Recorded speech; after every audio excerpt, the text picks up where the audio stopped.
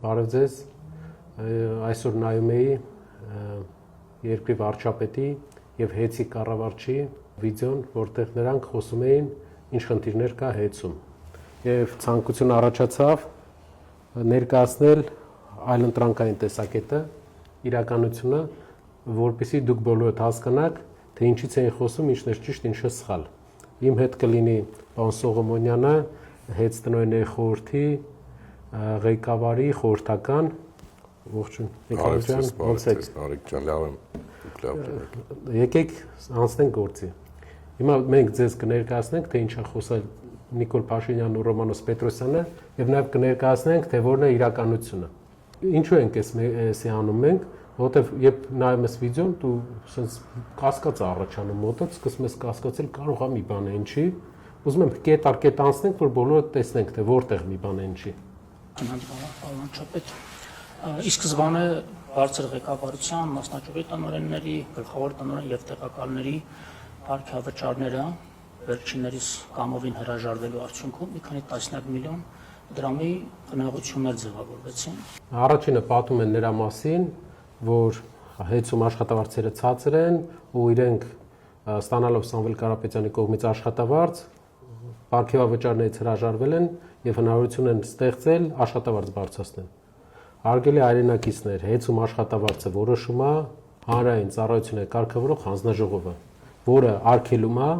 ավելի բարձր աշխատավարձ վճարել։ Նույն բեցում, նույն աշխատավարձն է, եթե դուք այդպիսի լավ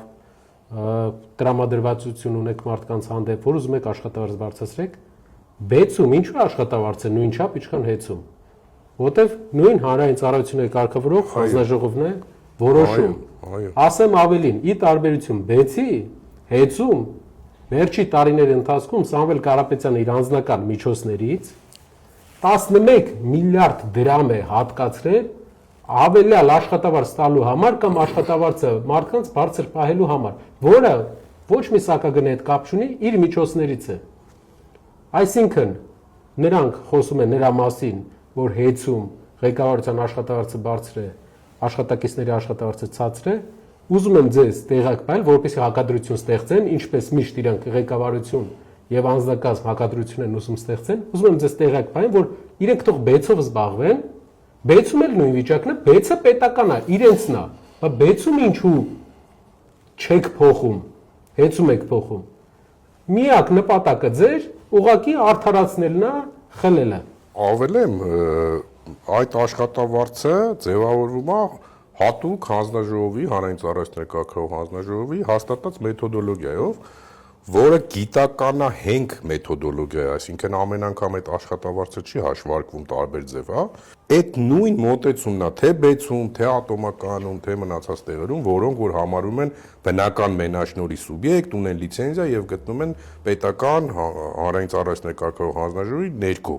Իմիջիալոց մի նրբություն էլ ասեմ, աշխատավարձի ֆոնդը հաշվելիս ըստ գործող պետական ստանդարտների սահմանվում է նաեւ աշխատողների թվաքանակը։